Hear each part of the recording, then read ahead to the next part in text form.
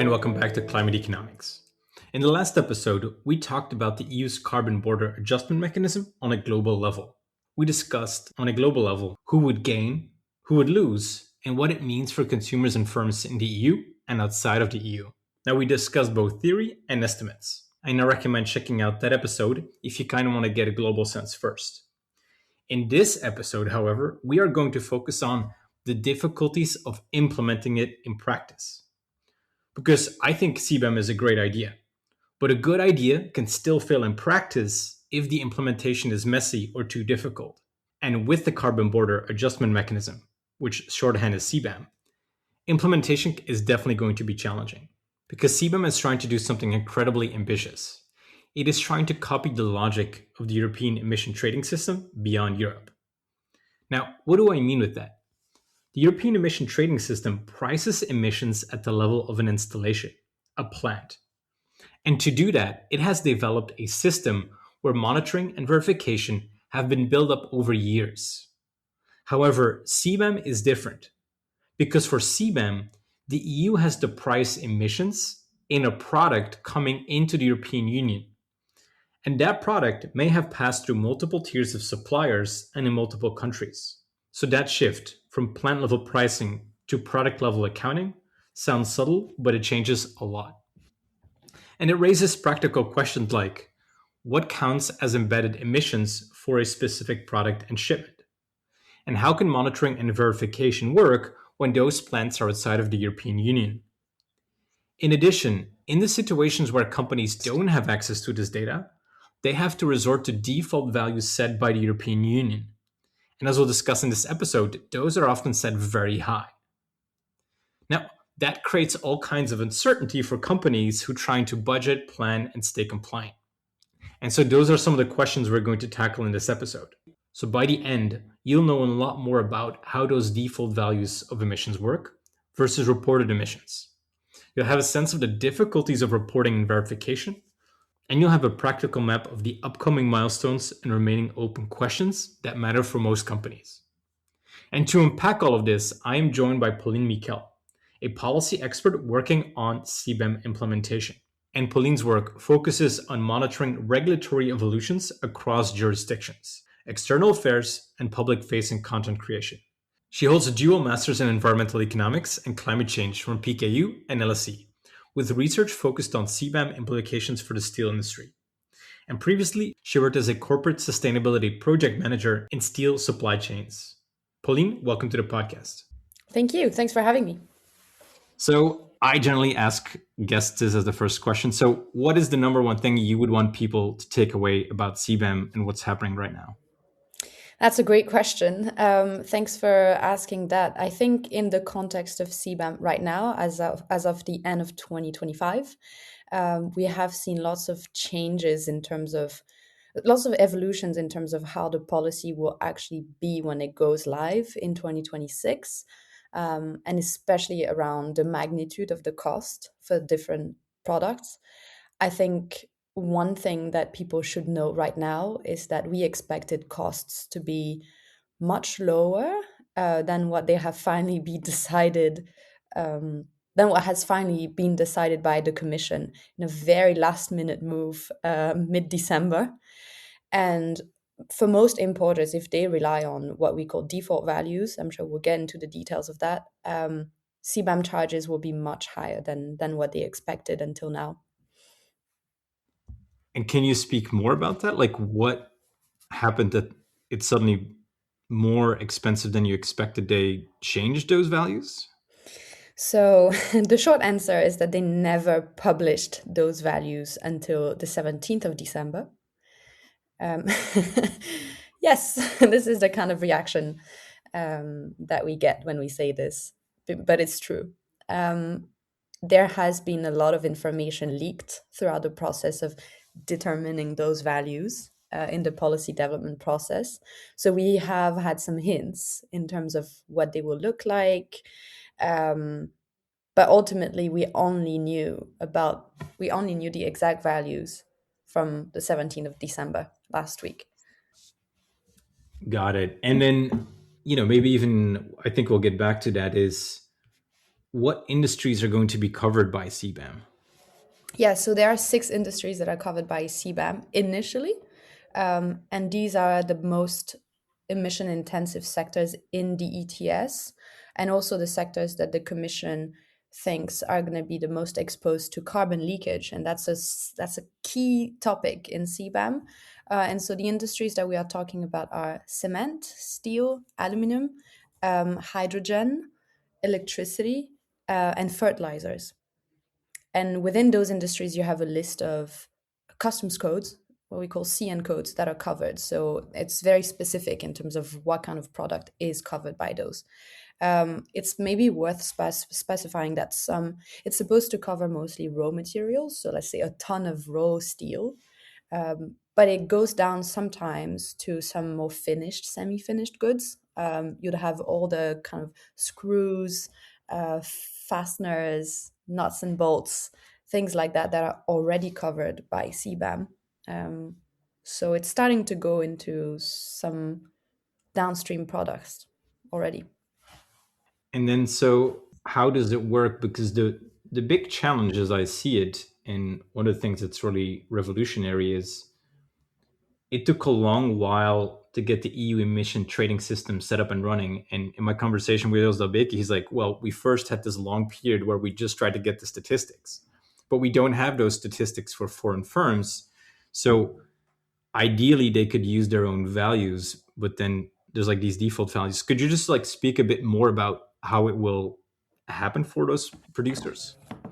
Yeah, that's an excellent question. The way the policy was designed initially, it was that there would be what was called a transitional period for between 2023 and 2025, in which there would be. So we're reaching the end of this period right now, where importers have been able to declare the values that they wanted quarterly without facing the financial penalty that CBAM is introducing. So it was a trial phase. Now, we have a view internally at my company that because we have been dealing with that, that it has been sort of wasted almost as a transitional phase because it's no single penalty, not the financial charges of CBAM, but the penalties that were supposed to be imposed on importers that were misdeclaring their emissions has been applied. So there has been no enforcement of this period, um, which means that the data collection has been not necessarily the best. And so the core principle behind CBAM is that it implies that all importers collect a lot of information from their supply chains, several tiers in the supply chain, up to the raw material producers. And that is a very difficult exercise for companies that were not used to doing something like that before, especially importers that were not facing the ETS at all, which is the case of most CBAM importers, what we call CBAM declarants, right? They were not used to this system. And so there has been a lot of, there's been a huge need for education in that sense. And that's part of what my company has been doing for the past 2 years. But whether or not the values were correct, we have no idea because nothing has been verified or enforced properly. A lot of companies might have not declared anything for the past 2 years. We don't really know. The Commission knows, but there's very little information being published around that. There is a report that was just published recently showing some numbers, but it's still quite broad. So yeah, there has been this transitional period before the policy actually starts in January. Now, another issue with that transitional phase was that the values that were being used, the default values, the emission data, the emission factors for the data were all, sorry. So I think when you say the default values, it's like if a company doesn't use their own values, they can default back to some number that the commission has proposed, right? Exactly. Yeah. So there was a list of those values for the transitional period that we have been using, but it was always going to be the list for the transitional phase. In the definitive period of CBAM, which starts next week, basically, there is a new list of values, which is the final list of values. And again, that list we only saw last week. And the default values are essentially what determines the cost for importers because we're multiplying the embedded emissions in the product by the price of carbon. By the way, this is not exactly correct. The formula is a bit more complex than that. But if we want to make it sound more simple, that's what we're doing with CBAM, right? And Yeah, so yeah. to It's like you get like 2 tons per, like 2 tons of CO2 per ton of steel. Then you've got some EUTS price of 60 euro per ton. You multiply the two, so it's like 120 euro per ton of steel.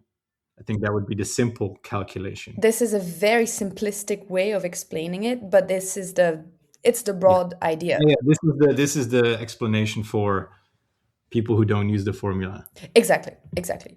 We're basically imposing the price of carbon that is active in the EU onto imports. Let's just put it like that. But we need to first know what the emissions are in a product that is imported. Because in the EU, the way we price carbon is that we know the emissions of a factory, of an installation. But for imports, we're talking about a product. So that is the major difference between the ETS and CBAM. We're trying to replicate what is done with the ETS onto manufactured goods, which involve a lot more information from different tiers in the supply chain. Yeah, and because the way I've read it, so then maybe two questions is, I've read somewhere, but this might be wrong, that the commission's default values are like based on the most polluting firms in Europe, so that there would be an incentives for importing firms to declare their actual emissions. So second, you would then imagine that a lot of firms would actually try to do that. That's absolutely right. This is one of the defining principles as well for CBAM. The way the EU at least has decided to design this policy is to encourage collection of information in supply chains to sort of map out the emission intensity around the world for those products and reward the best in class producers, which is, by the way, what makes it a climate policy and not a trade policy. And that's quite an important point because CBAM, the way the Commission is portraying it, is a climate tool, not a trade barrier. And I think that's something important to remember about CBAM, whether or not we think it's right. It's important to remember because in the global context, it matters. Um, the global geopolitical context right now, it really matters. But anyway, yes, this is exactly the way it's designed. So there is a list of default values. There are essentially emission factors that say 1 ton of steel produced in China emits 3.5 tons of carbon. That would be the emission factor. It's done at the country level. It's done at the country level. It's Okay. at the country level and per product. So per CN code, essentially the code that is used in customs to clear customs. And so, yes, there's a list like that. But the list is indeed the values that are used if there is no actual data being collected from the supply chain.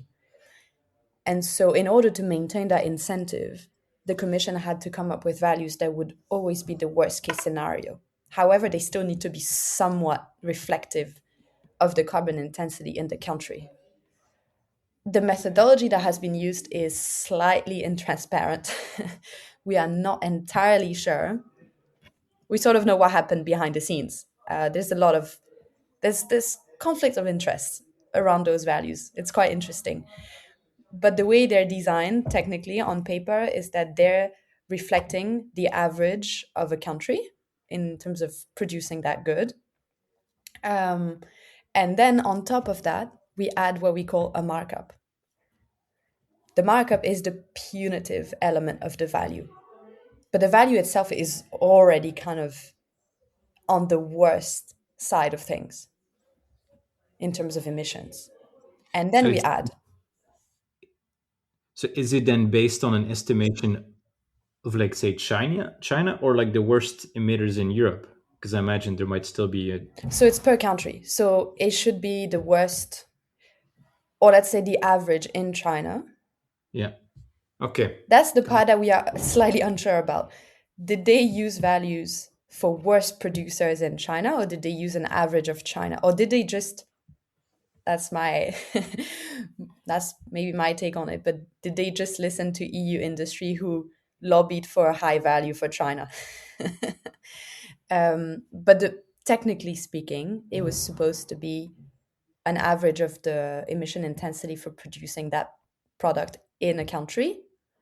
And then in order to make it punitive, we add a percentage markup on top of it to make it, in any case, higher than the actual collection of information by the importer.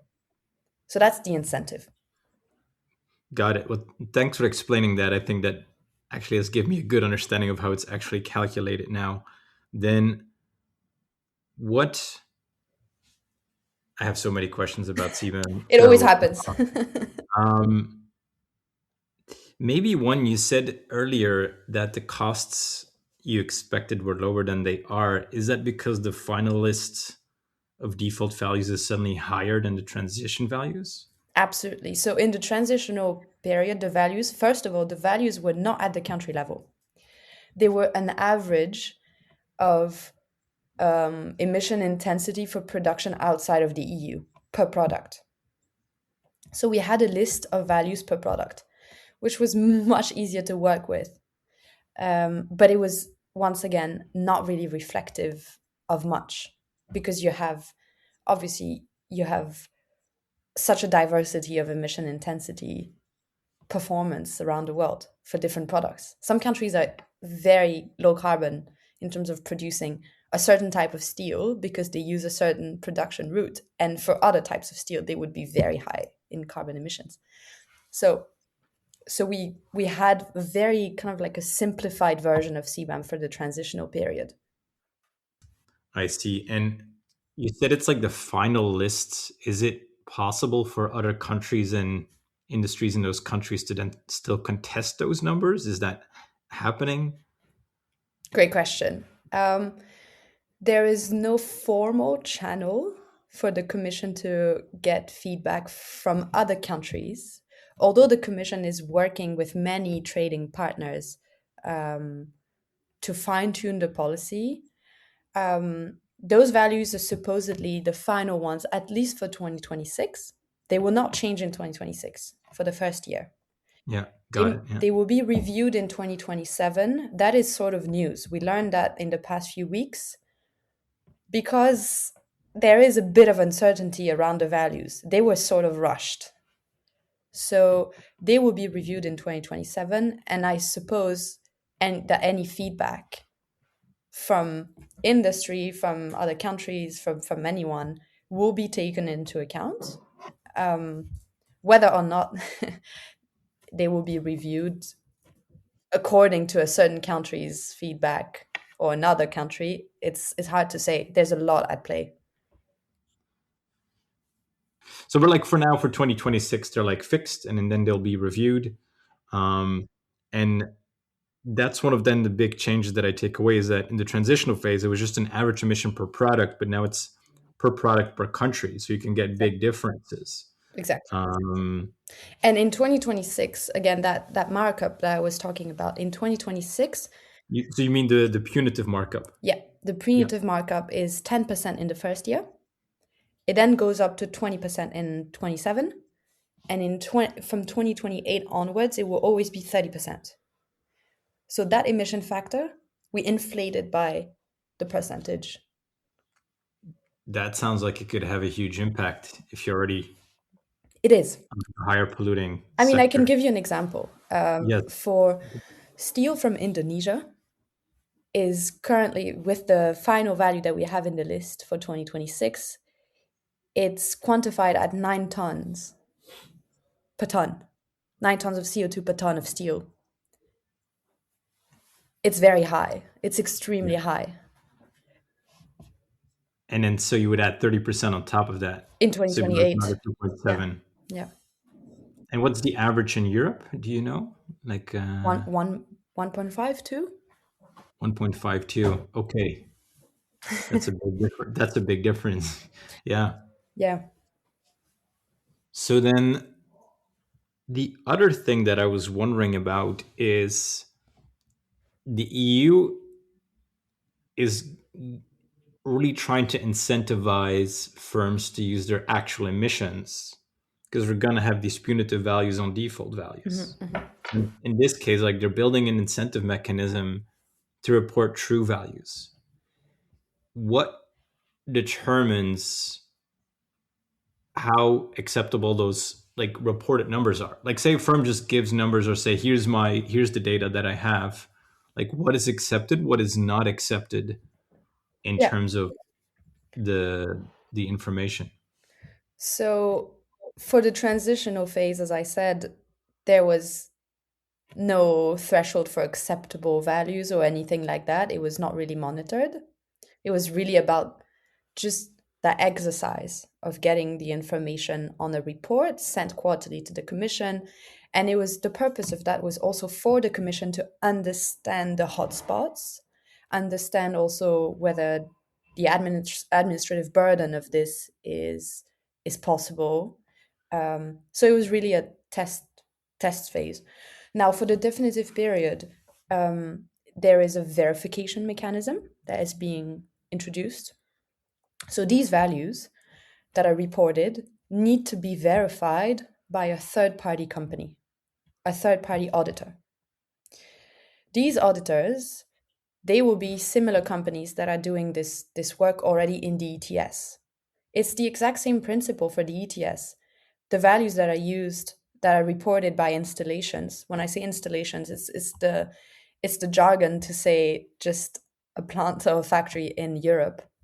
Um, these sites, they're being audited by companies so that their numbers can actually be used to determine how many emission permits they need to buy in the ETS.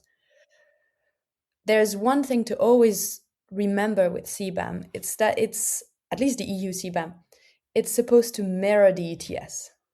It should be the replica of the ETS on trade. And so these values should also be verified by third party companies.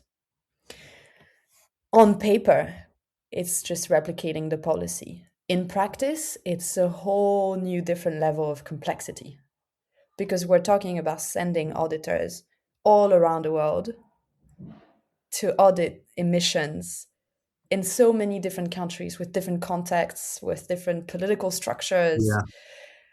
And for one good that is imported by one company, we need to audit potentially, especially in steel, supply chains are so fragmented. Potentially, one good requires auditing of four different installations, from the raw material down to the manufactured product. That sounds like a gigantic undertaking. Yeah, because even there's a limited amount of expertise and know-how. Like, so you would have to get all the access. So are those details worked out of like how that would? I mean, let me do that. Let me try that again with a question. Sorry, I'm. This is I'm processing this. This seems actually crazy that I had never thought of. So I'm actually. This is like the life thing. It's like we didn't even really talk about these verification audits with the Oslo Bekes. So um, I think it's because in the ETS, it's been up and running for 20 years. So these are probably the details that people were absolutely amazed by, if not completely shocked by in the beginning. And that now sound absolutely normal. It's the routine of the ETS. and it's true because even in my interview with the Oslo Beke, when you look at the begin period of the EUETS, you had this vast overestimation of emissions. So Exactly. prices were just low for a very long time. Mhm. People just didn't know what to expect. So I think maybe that's also why they're going high in these like default values and punitive, just to over avoid the fact that they might have a similar issue. Because I would even just imagine then these third-party auditors would have to double or triple in size just to get people sent abroad to do this. Um, 'Cause capacity-wise, it just seems like a giant undertaking. Then, because yeah, even the example you gave, it sounds like you would even have to audit 4 factories. Then you would need to get the permission to do so. Well, that's going to be. That seems like you could do a whole conversation about that topic. Yes. Maybe then another question is what additional sources of uncertainty are there going to be for importers? So the Commission has published its list of default values. You've got a company, you can do the things. What other like uncertainties are there for importers in the coming year or years? So I think this is actually quite a good transition. The verification process, the way I've explained it, is very theoretical. Um, we are currently facing a huge uncertainty because of how that process was set up. And that is probably just part of setting up a whole new policy, a big policy experiment. There are so many things that, from a policymaker perspective, you probably can't get right from the first time. Although on this one, they could have done better. But anyway, the uncertainty is that verification is required of those values, is required before values can be used to determine how many CBAM certificates, so how much the cost of CBAM is going to be. Now, in 2026, sorry, did you have a question? So you said verification has to happen by these third-party auditors before they can be used. Yes, So it's because like, yeah, obviously we need to have a whole year of carbon accounting yeah, before the yeah, accountant can come in and certify, right? But with the first year of CBAM, there is a very, very particular regime that applies, which is that emissions from 2026 need to be used to determine the cost of CBAM, because we need to wait until the end of 2026 to have all of this data available before the verifier can say these are the values that hold for 2026. And so the massive uncertainty is for most importers to predict how much their CBAM liability is going to be. From the Commission's perspective, all the information is out there. All good. Everyone can work with that. From an importer's perspective, and in practical terms, it's very, very challenging to anticipate how much will it actually be, because the values that they've been working with, even the best prepared importer, so and a company that has been collecting its information, engaging with its suppliers for the past 2 years, trying to understand the emission intensity, still cannot be sure that these are the values, because many suppliers still don't really know what this is about. They have tried really hard, they have come up with some numbers, they might have completely overlooked some part of the carbon intensity of their processes. It's really hard to say whether the values were accurate in the first place in the transitional phase. So even if you want to rely on those to predict your exposure in the future, there's still a lot of uncertainty around that.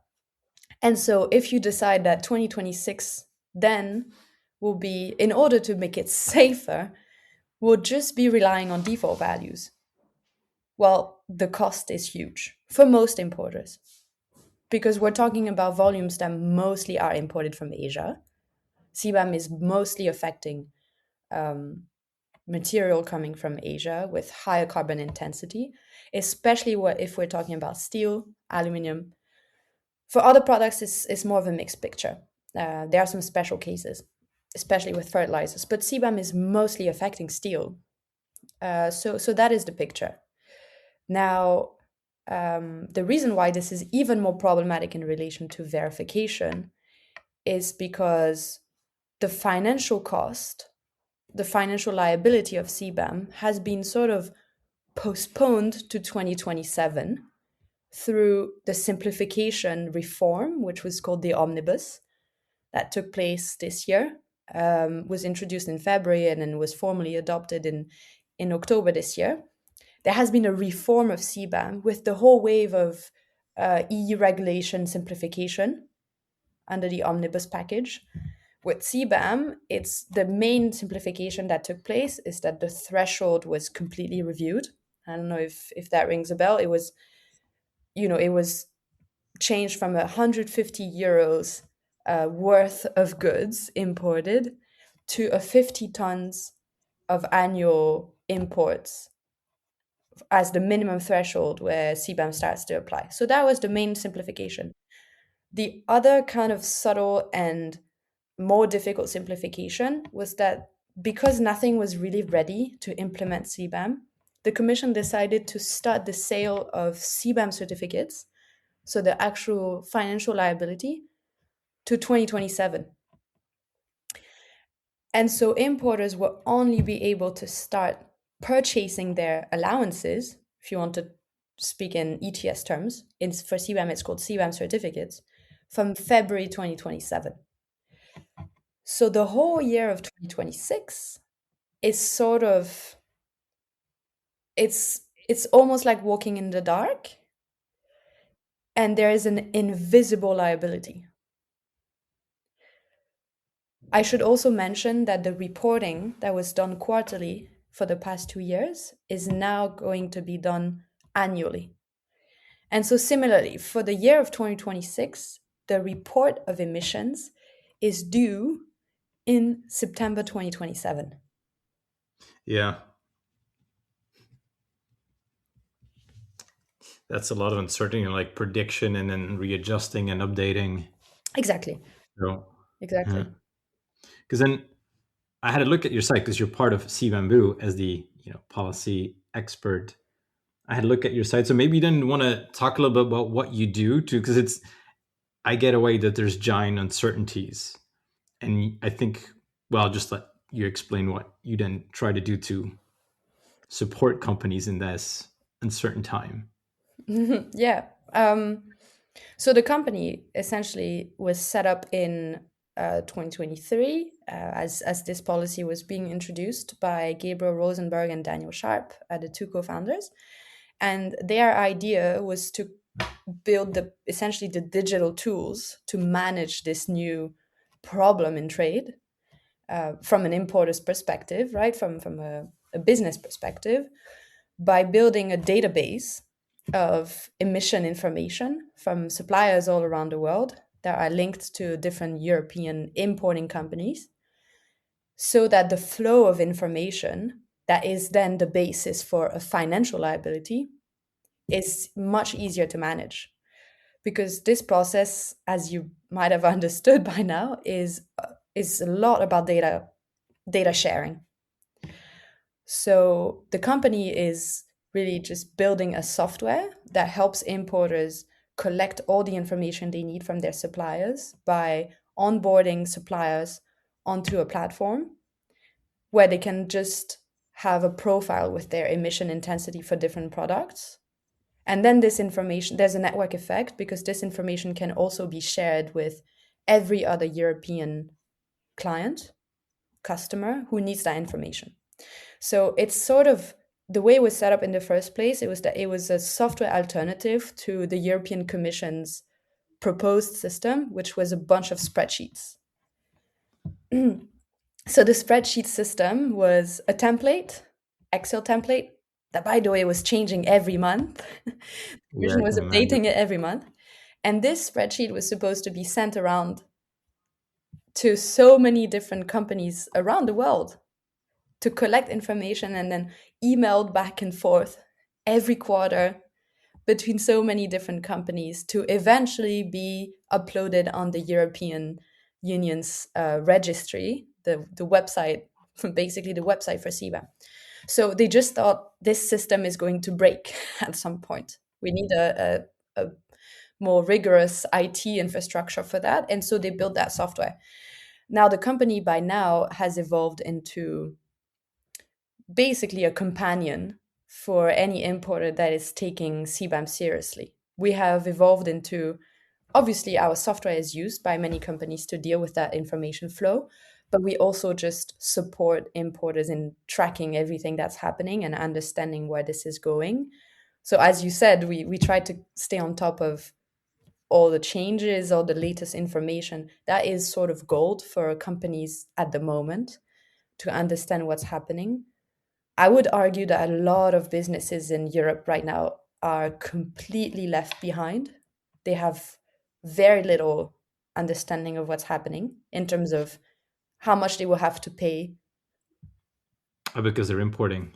They're importing, but they don't have control over the data information, the emission data information.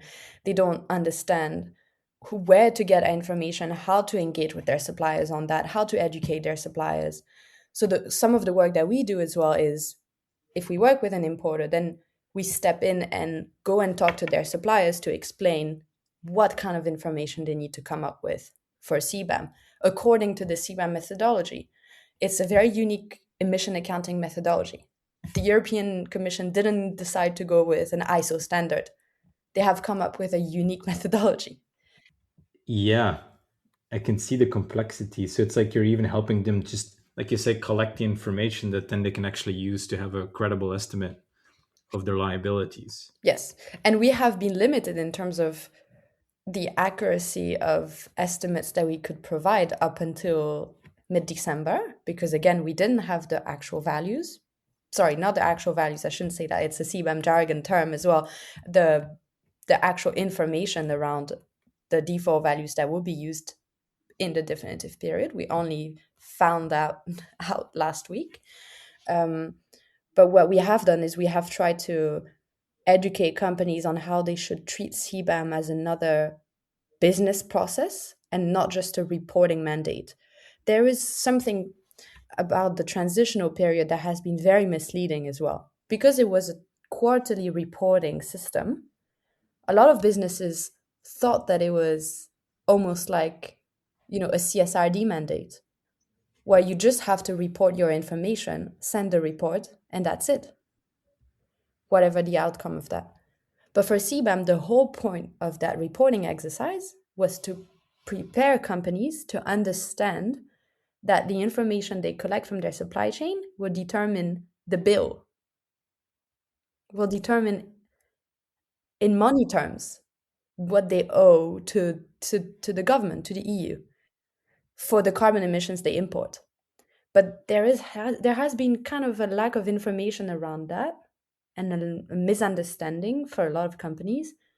And so they have gotten super used to reporting information if they were treating this seriously, but not necessarily understanding that this will become a new normal, where whatever information they collect, it will determine how much money they will need to pay, and they will need to buy certificates that are tradable, and it becomes a whole new business practice, like in the ETS. So they're like additional steps that they are not aware of that they have to do in some sense. Like they're used to reporting, but now you've got to buy the certificates, you've got to prepare for those.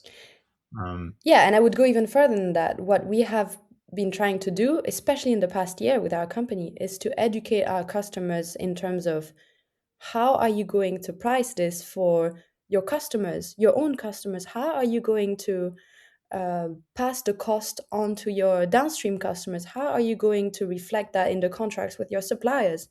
How are you going to integrate this whole CBAM problem into everything you do? How are you going to involve your finance teams in that? How are you going to train your whole procurement teams? Yeah, because in some sense now, if you're looking at suppliers, you also want to account for their carbon intensity, because Exactly. that's going to make a huge change if they're at 9 tons, 9 tons of CO2 per ton of steel, or 5 tons per ton of CO2. That's going to make a big difference. Exactly. And so you have very different supplier profiles emerging. Now, if you were a procurement person in 2024, the way you would make your decisions was based on quality and price. How about now you have to integrate carbon in your decision making? But in order to take carbon into consideration when you decide to buy from China or India, or even supplier A or supplier B in China, well, you need to have all of that information somewhere in your processes as a company, right? You need to have all of that reflected into your ERP. Yeah. And maybe as long as a build on question, because it seems like even for suppliers, this is going to become important because European companies are going to want this information. Like, Yes. so have you seen this abroad, that even like I imagine in China suddenly they're like, well, we need to get ready to give this information too. Absolutely, absolutely. It's been interesting. You have different profiles in this. Obviously, the largest companies are trying to get ready. Those who depend the most on the European market are trying to get ready. I insist on trying because it's been very challenging for suppliers abroad as well.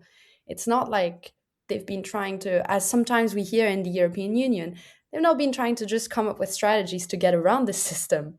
They've been trying to understand how they can turn this into an advantage, but it's not very obvious. It's not obvious how collecting the information, it's not obvious how calculating the emissions is supposed to be. Uh, they don't necessarily get access to all the information from the European Commission. Importers in the EU are lost already. So imagine suppliers in China. It's Yeah. it's been difficult, but I think overall we have seen, especially the companies that we have been working with, many of them trying to get this right. I don't think companies are trying to push back. They're trying to integrate this, especially with China. I know China better than other regions, and I understand dynamics there a little bit more, a little bit better than in other main exporting regions. I would say Chinese firms are just trying to turn this into an opportunity. They want to, set up the emission monitoring systems that they need. But there's been uncertainty for them as well. So they're Yeah. just trying. And then they know they're starting to understand that carbon is becoming a new competitive advantage. Yeah. Which is the whole goal of the CBAM, of course. Exactly. That's And the in whole. that sense, if you ask me to take a step back and think in terms of policy, I think CBAM has really good prospects. I think CBAM will have a very good impact. I'm pretty confident, but it will take time for the policy to be implemented properly and be up and running. Like the ETS, I think it's a very good comparison. It's just a next level of complexity. For sure.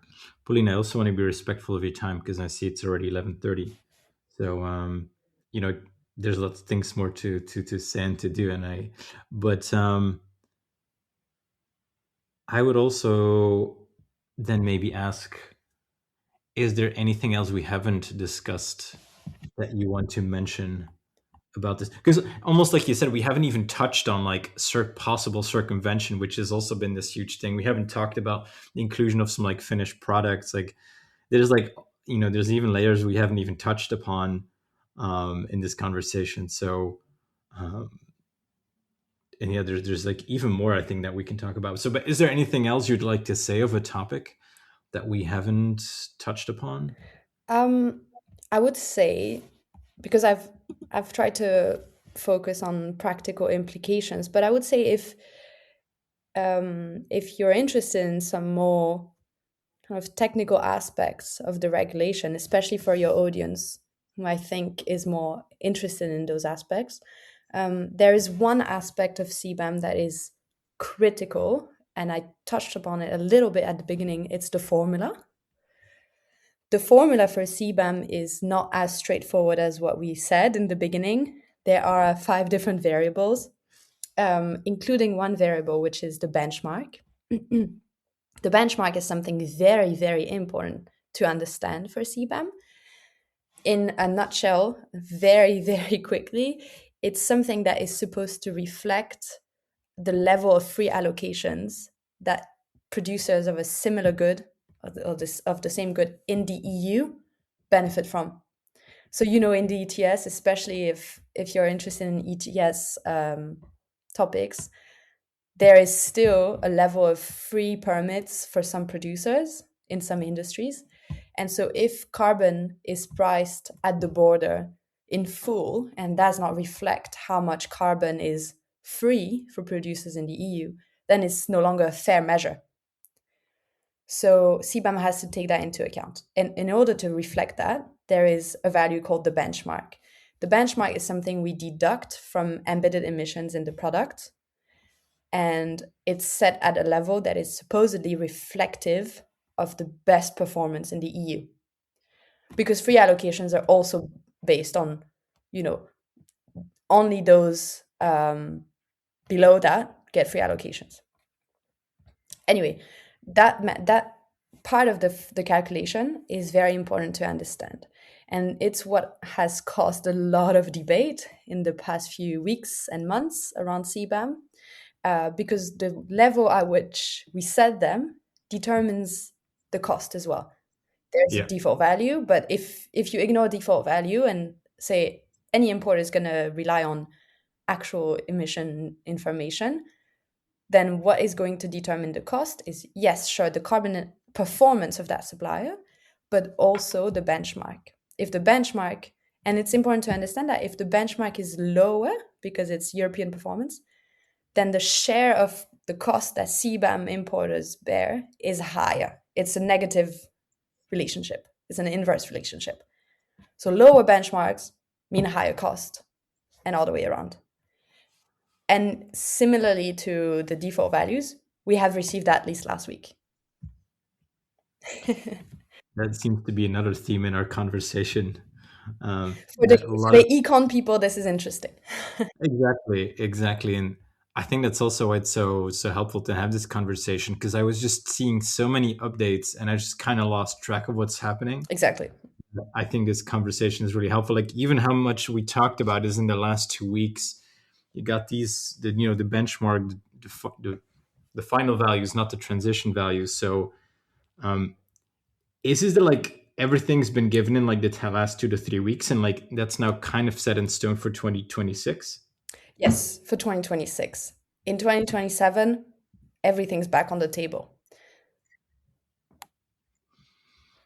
Got it. Got it. Well, then that's going to be another uncertainty ahead. So I'll have to keep, because there's so much to do. How do you yourself keep track of all of this? Good Like question. It's hard. It's honestly, I mean, the policy making process in the EU is on paper quite transparent, but there's a lot happening behind the scenes. And it really helps to just connect with people who understand different parts of either the lobbying process, because let's face it, it's quite an important part of how this whole story has unfolded, um, or people who understand better the actual policy making process in Brussels. So for me, connecting with people close to different matters has been the most valuable resource. And tracking every change on websites. I can imagine.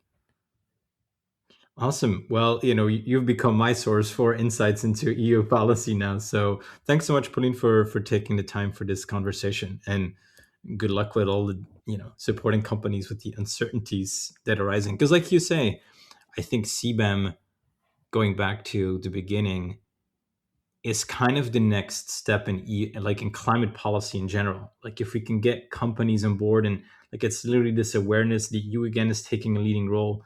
But again, I think this conversation just showed to me how much uncertainty is involved, and we kind of forget that like even with the EU ETS started, like it took a long time to transition phase. They got things wrong, things were overshot, things were have to be adjusted. So I imagine things will, like you say 2027, like 2027 things will be back on the table. So as it unfolds. So I could also say, like, I think CBAMBU like gives more workshops. I think I've already actually Yeah. registered for one myself to keep up to track with what's happening, because I think it's just, like I said, the number one thing that's happening in terms of like Bill Nordhaus, the Nobel Prize winner, talks about climate club. And this is like the first step towards that direction, whereby other countries just are following by default. And like you say, it's a climate tool because you're imposing the same tax on others that you're already imposing on your own firms. It's not like a tariff where your own producers don't have to pay it. So in that sense, I think conceptually it's just amazing. I think this conversation shows just how much practical details as Esther flows are involved. So thank you so much. Of course. Thank you so much for having me. Thank you.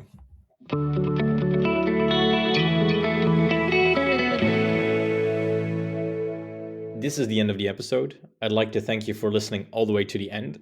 And if you have any advice on how to improve the podcast or advice on future guests or episodes or ideas, please let me know. I'd love to hear from you. Thanks so much. Have a great day.